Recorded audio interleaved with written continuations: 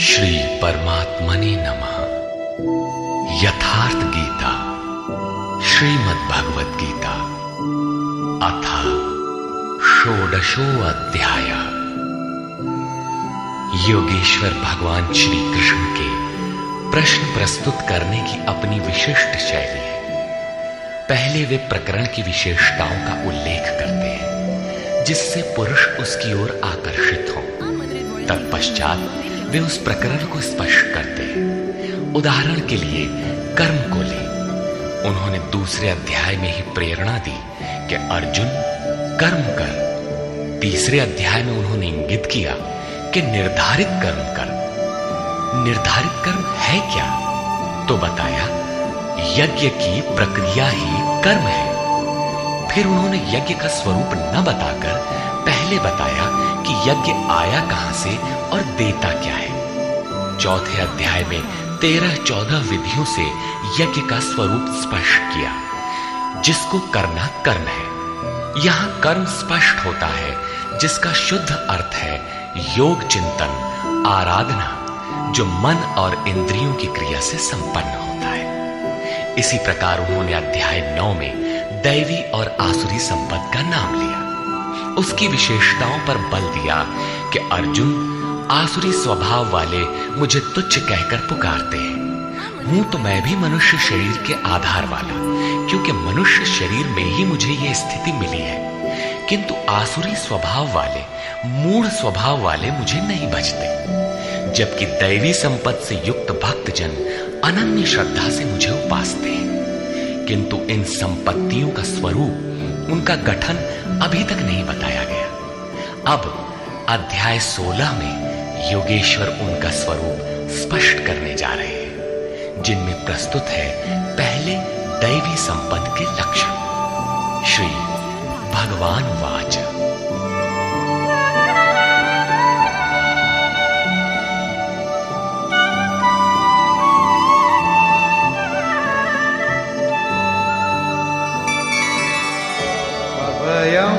सत्व संशुद्धि ज्ञानयोग व्यवस्थिति दानं दमश्च यज्ञश्च स्वाध्यायस्तप आर्जवम्। भय का सर्वथा अभाव, अंतःकरण की शुद्धता, तत्व ज्ञान के लिए ध्यान में दृढ़ स्थिति अथवा निरंतर लगन, सर्वस्व का समर्पण, इंद्रियों का भली प्रकार दमन, यज्ञ का आचरण, जैसा स्वयं श्री कृष्ण ने अध्याय 4 में बताया है। संयमाग्नि में हवन, इंद्रियाग्नि में हवन, प्राण अपान में हवन और अंत में ज्ञानाग्नि में हवन, अर्थात आराधना की प्रक्रिया जो केवल मन और इंद्रियों की अंतर क्रिया से संपन्न होती है। तिल, जौ, वेदी इत्यादि सामग्रियों से होने वाले यज्ञ का इस गीतोक्त यज्ञ से कोई संबंध नहीं है। श्री कृष्ण ने ऐसे किसी कर्मकांड को यज्ञ नहीं माना।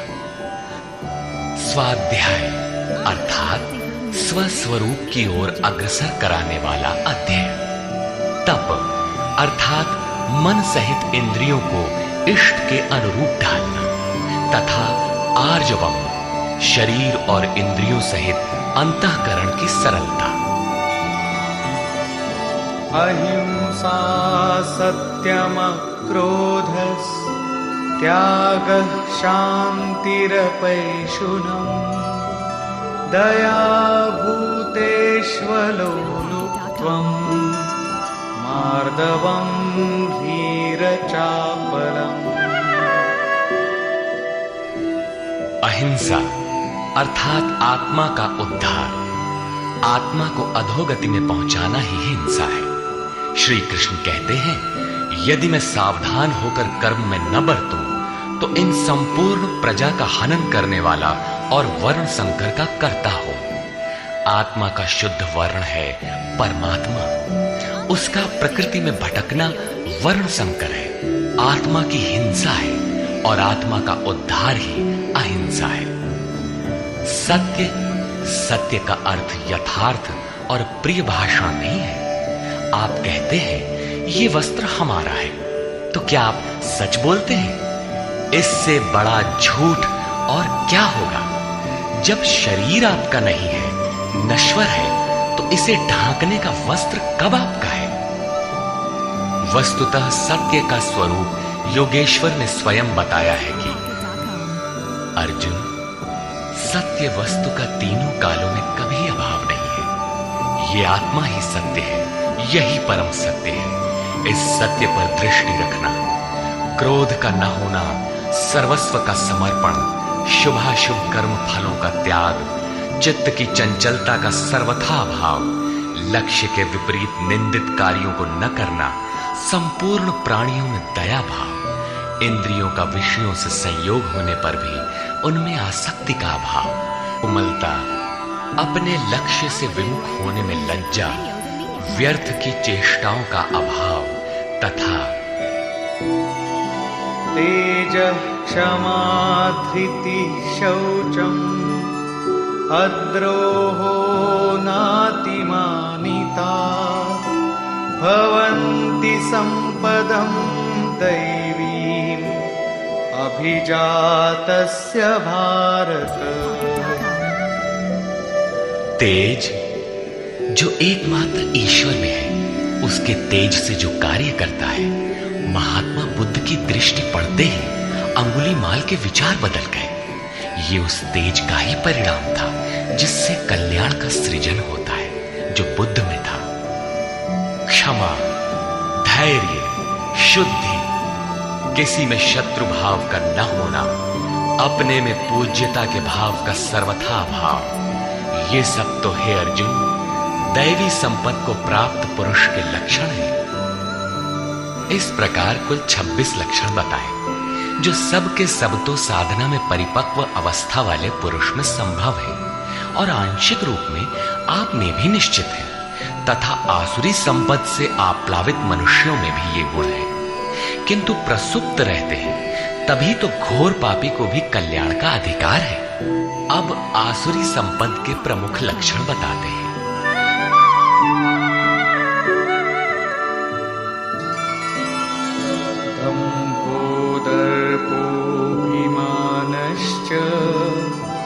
क्रोधः पारुष्यमेव च अज्ञानं चाभिजातस्य पार्थ संपदमासुरी। हे पार्थ, पाखंड, घमंड, अभिमान, क्रोध, कठोर वाणी और अज्ञान, ये सब आसुरी संपद को प्राप्त पुरुष के लक्षण हैं। दोनों संपदाओं का कार्य क्या है? दैवी संपद विमोक्षाय निबंधाय आसुरी मता मा शुच संपदं दैवी अभिजातोऽसि पांडव। इन दोनों प्रकार की संपदाओं में से दैवी संपत्ति तो विमोक्षाय, विशेष मोक्ष के लिए है, और आसुरी संपदा बंधन के लिए मानी गई है। हे अर्जुन, तू शोक मत कर, क्योंकि दैवी संपदा को प्राप्त हुआ है, विशेष मुक्ति को प्राप्त होगा, अर्थात मुझे प्राप्त होगा। वे संपदाएं रहती कहां हैं?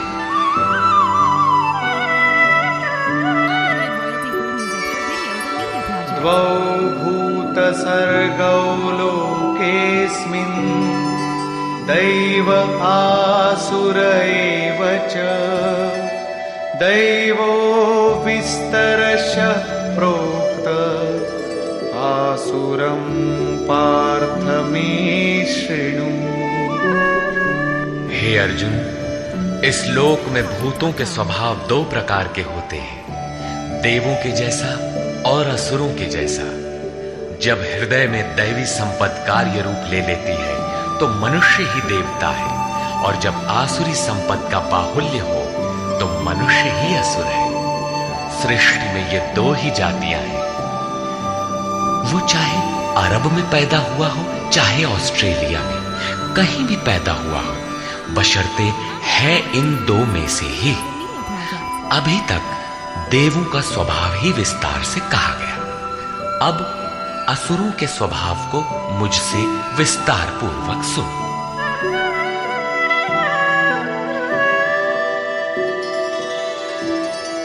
प्रवृत्तिं च निवृत्तिं च जना न विदुरासुरा न शौचं नापि चाचारो न सत्यं तेषु विद्यते। हे अर्जुन, असुर लोग कार्यम कर्म में प्रवृत्त होने और अकर्तव्य कार्य से निवृत्त होना भी नहीं जानते, इसलिए उनमें न शुद्धि रहती है, न आचरण और न सत्य ही रहता है। उन पुरुषों के विचार कैसे होते हैं? असत्यम प्रतिष्ठं ते जगदाहुरनीश्वरम् अपरस्पर संभूतम् किमन्यत् काम हेतुकम्। वे आसुरी प्रकृति वाले मनुष्य कहते हैं कि जगत आश्रय रहित है, सर्वथा झूठा है और बिना ईश्वर के अपने आप स्त्री पुरुष के संयोग से उत्पन्न हुआ है, इसलिए केवल भोगों को भोगने के लिए है, इसके सिवाय और क्या है?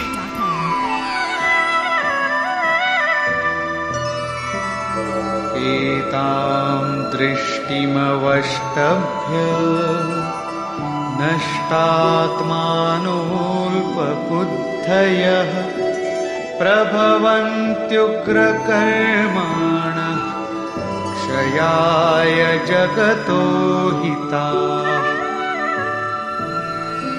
इस मिथ्या दृष्टिकोण के अवलंबन से जिनका स्वभाव नष्ट हो चुका है, वे मंद बुद्धि अपकारी क्रूर कर्मी मनुष्य केवल जगत का नाश करने के लिए ही उत्पन्न होते हैं।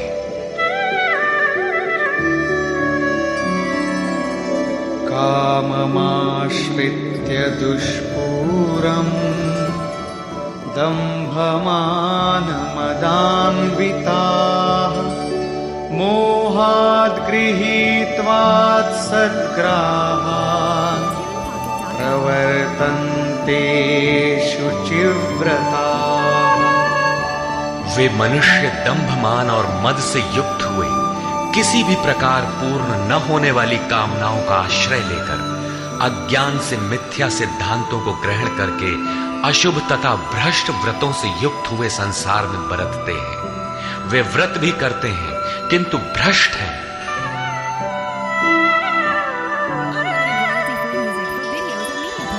चिंताम परिमेयांच प्रलयांतामुपाश्रिताः कामोपभोगपरमा एतावदिति निश्चिताः। वे अंतिम श्वास तक अनंत चिंताओं को लिए रहते हैं और विषयों को भोगने में तत्पर वे बस इतना ही आनंद है ऐसा मानते हैं। उनकी मान्यता रहती है कि जितना हो सके भोग संग्रह करो, इसके आगे कुछ नहीं है।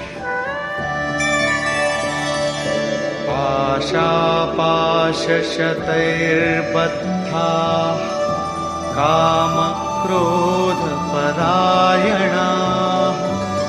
ईहन्ते कामभोगार्थम् अन्यायेनार्थसञ्चयान्। आशा रूपी सैकड़ों फांसियों से एक फांसी से ही लोग मर जाते हैं, यहां सैकड़ों फांसियों से बंधे हुए काम क्रोध के परायण विषय भोगों की पूर्ति के लिए वे अन्याय पूर्वक धनादिक बहुत से पदार्थों को संग्रह करने की चेष्टा करते हैं। अतः धन के लिए वे रात दिन असामाजिक कदम उठाया करते हैं। आगे कहते हैं, इदमद्य मया लब्धम् इमं प्राप्स्ये मनोरथम् इदमस्तीदमपि मे भविष्यति पुनर्धनम्। वे सोचते हैं कि मैंने आज ये पाया है, इस मनोरथ को प्राप्त करूंगा, मेरे पास इतना धन है और फिर भी इतना हो जाएगा।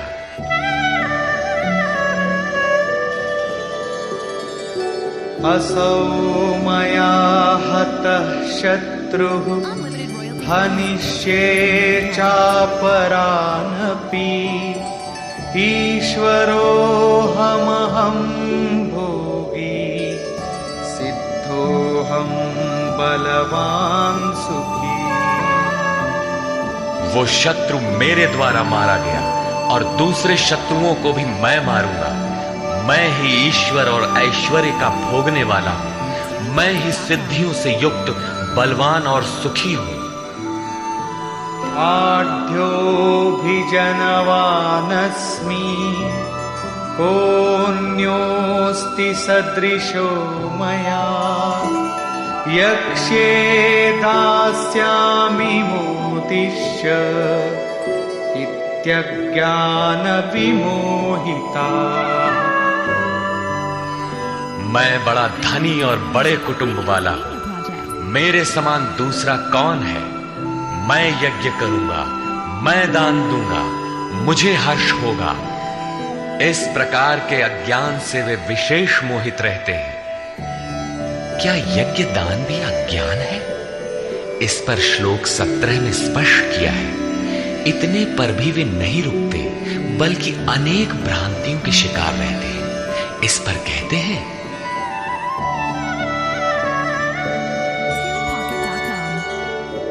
अनेकचित्तविभ्रान्ता मोहजालसमावृताः प्रसक्ताः कामभोगेषु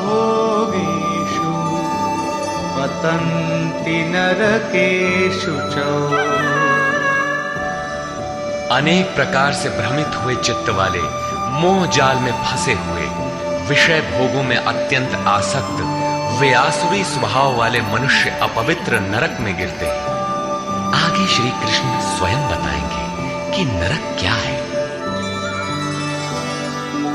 आत्मसंभाविता स्तब्धा धनमानमदान्विता यजन्ते नाम यज्ञैस्ते दम्भेनाविधिपूर्वकम्।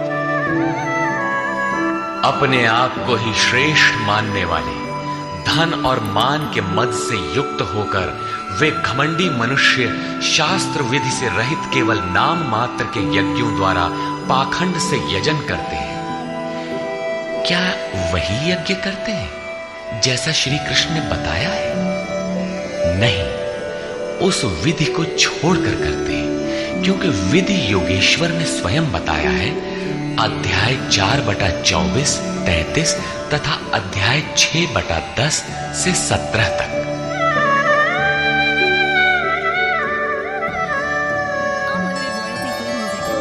अहंकारं बलं दर्पं कामं क्रोधं च संश्रिताः मामात्मपरदेहेषु प्रद्विषन्तोऽभ्यसूयकाः। वे दूसरों की निंदा करने वाले, अहंकार, बल, घमंड, कामना और क्रोध के परायण हुए पुरुष अपने और दूसरों के शरीर में स्थित मुझ अंतर्यामी परमात्मा से द्वेष करने वाले हैं। शास्त्र विधि से परमात्मा का सुमिरन एक यज्ञ है। जो इस विधि को त्याग कर नाम मात्र का यज्ञ करते हैं, यज्ञ के नाम पर कुछ न कुछ करते ही रहते हैं। वे अपने और दूसरे के शरीर में स्थित मुझ परमात्मा से द्वेष करने वाले हैं। लोग द्वेष करते ही रहते हैं और बच भी जाते हैं। क्या ये भी बच जाएंगे? इस पर कहते हैं, नहीं।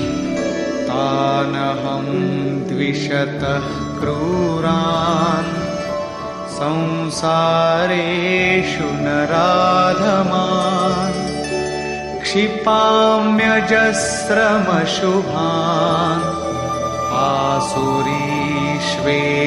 योनिषु। मुझसे द्वेष करने वाले उन पापाचारी क्रूर कर्मी नराधमों को मैं संसार में निरंतर आसुरी योनियों में ही गिराता हूं। जो शास्त्र विधि को त्याग कर यजन करते हैं वे पाप योनि है, वही मनुष्यों में अधम है। इन्हीं को क्रूर कर्मी कहा गया है, अन्य कोई अधम नहीं है। पीछे कहा था ऐसे अधमों को मैं नरक में गिराता हूं, उसी को यहां कहते हैं कि उन्हें अजस्र आसुरी योनियों में गिराता हूं। यही नरक है। साधारण जेल की यातना भयंकर होती है और यहां अनवरत आसुरी योनियों में गिरने का क्रम कितना दुखद है। अतः दैवी संपद के लिए प्रयत्नशील रहना चाहिए। आसुरीं योनिमापन्ना मूढ़ा जन्मनि जन्मनि मामप्राप्यैव कौन्तेय ततो यान्त्यधमां गतिम्। कौन्तेय, मूर्ख मनुष्य जन्म जन्मांतरों तक आसुरी योनि को प्राप्त हुए मुझे न प्राप्त होकर पहले से भी अति नीच गति को प्राप्त होते हैं, जिसका नाम नरक है। अब देखें नरक का उद्गम क्या है। त्रिविधं नरकस्येदं द्वारं नाशनमात्मनः कामः क्रोधस्तथा लोभस् तस्मादेतत्त्रयं त्यजेत्।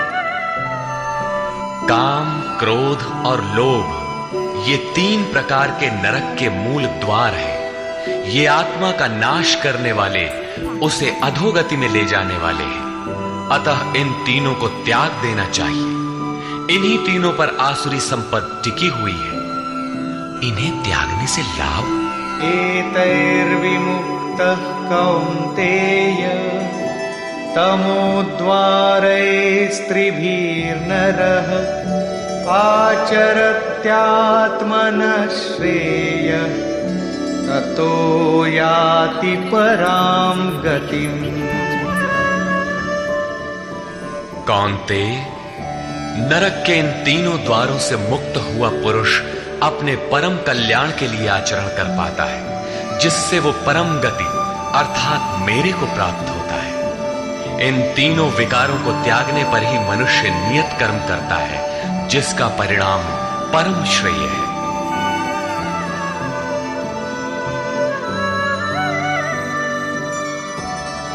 यः शास्त्रविधिमुत्सृज्य वर्तते कामकारतः न स सिद्धिमवाप्नोति न सुखं न परां गतिम्। जो पुरुष उपर्युक्त शास्त्र विधि को त्याग कर अपनी इच्छा से बरतता है, वो न सिद्धि को प्राप्त होता है, न परम गति को और न सुख को ही प्राप्त होता है। अर्थात वो शास्त्र इदम गुह्यतमम शास्त्रम, गीता स्वयं पूर्ण शास्त्र है, जिसे स्वयं श्री कृष्ण ने बताया है। तस्माच्छास्त्रं प्रमाणन्ते कार्याकार्यव्यवस्थितौ ज्ञात्वा शास्त्रविधानोक्तं कर्म कर्तुमिहार्हसि। इसलिए अर्जुन, तेरे लिए इस कर्तव्य और अकर्तव्य की व्यवस्था में कि मैं क्या करूं क्या न करूं, इसकी व्यवस्था में शास्त्र ही एक प्रमाण है। ऐसा जानकर शास्त्र विधि से नियत किए हुए कर्म को ही तुझे करना योग्य है। अध्याय 3 में भी योगेश योगेश्वर श्री कृष्ण ने नियतम कुरु कर्म त्वम, नियत कर्म पर बल दिया और बताया कि यज्ञ की प्रक्रिया ही वो नियत कर्म है और वो यज्ञ आराधना की विधि विशेष का चित्रण है जो मन का सर्वथा निरोध करके शाश्वत ब्रह्म में प्रवेश दिलाता है। यहां उन्होंने बताया कि काम, क्रोध और लोभ नरक के 3 प्रमुख द्वार हैं। इन तीनों को त्याग देने पर ही उस कर्म का अर्थात नियत कर्म का आरंभ होता है, जिसे मैंने बार बार कहा जो परम श्रेय, परम कल्याण दिलाने वाला आचरण है। बाहर सांसारिक कार्यों में जो जितना व्यस्त है उतना ही अधिक काम, क्रोध और लोभ उसके पास सजा सजाया मिलता है। कर्म कोई ऐसी वस्तु है कि काम, क्रोध और लोभ को त्याग देने पर ही उसमें प्रवेश मिलता है, कर्म आचरण में ढल पाता है। जो उस विधि को त्याग कर अपनी इच्छा से आचरण करता है उसके लिए सुख, सिद्धि अथवा परम गति कुछ भी नहीं है। अब कर्तव्य और अकर्तव्य की व्यवस्था में शास्त्र ही एकमात्र प्रमाण है। अतः शास्त्र विधि के ही अनुसार तुझे कर्म करना उचित है और वो शास्त्र है गीता। निष्कर्ष, इस अध्याय के आरंभ में योगेश्वर श्री कृष्ण ने दैवी संपद का विस्तार से वर्णन किया, जिसमें ध्यान में स्थिति, सर्वस्व का समर्पण, अंतःकरण की शुद्धि, इंद्रियों का दमन, मन का शमन, स्वरूप को स्मरण दिलाने वाला अध्ययन, यज्ञ के लिए प्रयत्न, मन सहित इंद्रियों को तपाना, अक्रोध, चित्त का शांत प्रवाहित रहना इत्यादि 26 लक्षण बताए, जो सब के सब तो इष्ट के समीप पहुंचे हुए योग साधना में प्रवृत्त किसी साधक में संभव है, आंशिक रूप से सब में है। तदनंतर उन्होंने आसुरी संपद में प्रधान 4-6 विकारों का नाम लिया, जैसे अभिमान, दंभ, कठोरता, अज्ञान इत्यादि, और अंत में निर्णय दिया कि अर्जुन, दैवी संपद तो विमोक्षाय, पूर्ण निवृत्ति के लिए है, परम पद की प्राप्ति के लिए है, और आसुरी संपद बंधन और अधोगति के लिए है। अर्जुन, तू शोक न कर, क्योंकि तू दैवी संपद को प्राप्त हुआ है। ये संपदाएं होती कहां हैं? उन्होंने बताया कि इस लोक में मनुष्यों के स्वभाव 2 प्रकार के होते हैं, देवताओं जैसा और असुरों जैसा। जब दैवी संपद का बाहुल्य होता है तो मनुष्य देवताओं जैसा होता है, और जब आसुरी संपद का बाहुल्य होता है तो मनुष्य असुरों जैसा है। सृष्टि में बस मनुष्यों की 2 ही जाति है, चाहे वह कहीं पैदा हुआ हो, कुछ भी कहलाता हो। तत्पश्चात उन्होंने आसुरी स्वभाव वाले मनुष्यों के लक्षणों का विस्तार से उल्लेख किया। आसुरी संपद को प्राप्त पुरुष कर्तव्य कर्म में प्रवृत्त होना नहीं जानता और अकर्तव्य कर्म से निवृत्त होना नहीं जानता। वह कर्म में जब प्रवृत्त ही नहीं हुआ तो न उसमें सत्य होता है, न शुद्धि और न आचरण ही होता है। उसके विचार में जगत आश्रय रहित, बिना ईश्वर के, अपने आप स्त्री पुरुष के संयोग से उत्पन्न हुआ है। अतः केवल भोग भोगने के लिए है, इससे आगे क्या है? यह विचार कृष्ण काल में भी था, सदैव रहा है। केवल चार्वाक ने कहा हो ऐसी बात नहीं है। जब तक जनमानस में दैवी आसुरी संपद का उतार चढ़ाव है तब तक रहेगा। श्री कृष्ण कहते हैं, वे मंद बुद्धि वाले पुरुष सबका अहित अर्थात कल्याण का नाश करने के लिए ही जगत में पैदा होते हैं। वे कहते हैं, मेरे द्वारा यह शत्रु मारा गया, उसे मारूंगा। इस प्रकार अर्जुन, काम क्रोध के आश्रित वे पुरुष शत्रुओं को नहीं मारते, बल्कि अपने और दूसरों के शरीर में स्थित मुझ परमात्मा से द्वेष करने वाले हैं। तो क्या अर्जुन ने प्रण करके जयद्रथादि को मारा? यदि मारता है तो आसुरी संपद वाला है, उन परमात्मा से द्वेष करने वाला है। जबकि अर्जुन को श्री कृष्ण ने स्पष्ट कहा कि तू दैवी संपत्ति को प्राप्त हुआ है, शोक मत कर। यहां भी स्पष्ट हुआ कि ईश्वर का निवास सबके हृदय देश में है। स्मरण रखना चाहिए कि कोई तुम्हें सतत देख रहा है, अतः सदैव शास्त्र निर्दिष्ट क्रिया का ही आचरण करना चाहिए, अन्यथा दंड प्रस्तुत है। योगेश्वर श्री कृष्ण ने पुनः कहा कि आसुरी स्वभाव वाले क्रूर मनुष्यों को मैं बारंबार नरक में गिराता हूं। नरक का स्वरूप क्या है? तो बताया, बारंबार नीच अधम योनियों में गिरना एक दूसरे का पर्याय है। यही नरक का स्वरूप है। काम, क्रोध और लोभ नरक के 3 मूल द्वार हैं। इन तीनों पर ही आसुरी संपत्ति टिकी हुई है। इन तीनों को त्याग देने पर ही उस कर्म का आरंभ होता है जिसे मैंने बार बार बताया है। सिद्ध है कि कर्म कोई ऐसी वस्तु है जिसका आरंभ काम, क्रोध और लोभ को त्याग देने पर ही होता है। सांसारिक कार्यों में मर्यादित ढंग से सामाजिक व्यवस्थाओं का निर्वाह करने में भी जो जितने व्यस्त हैं, काम, क्रोध और लोभ उनके पास उतने ही अधिक सजे सजाए मिलते हैं। वस्तुतः इन तीनों को त्याग देने पर ही परम में प्रवेश दिलाने वाले निर्धारित कर्म में प्रवेश मिलता है। इसलिए मैं क्या करूं, क्या न करूं, इस कर्तव्य और अकर्तव्य की व्यवस्था में शास्त्र ही प्रमाण है। कौन सा शास्त्र? यही गीता शास्त्र। किमन्ययी शास्त्र विस्तरय्य। इसलिए इस शास्त्र द्वारा निर्धारित किए हुए कर्म विशेष अर्थात यज्ञार्थ कर्म को ही तू कर। इस अध्याय में योगेश्वर श्री कृष्ण ने दैवी और आसुरी दोनों संपदाओं का विस्तार से वर्णन किया। उनका स्थान मानव हृदय बताया, उनका फल बताया।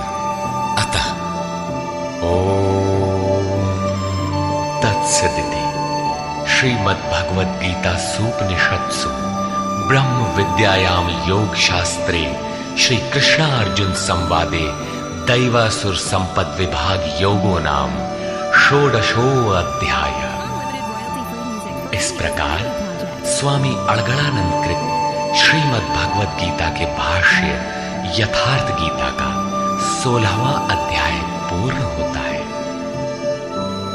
हरि ओम तत्सत।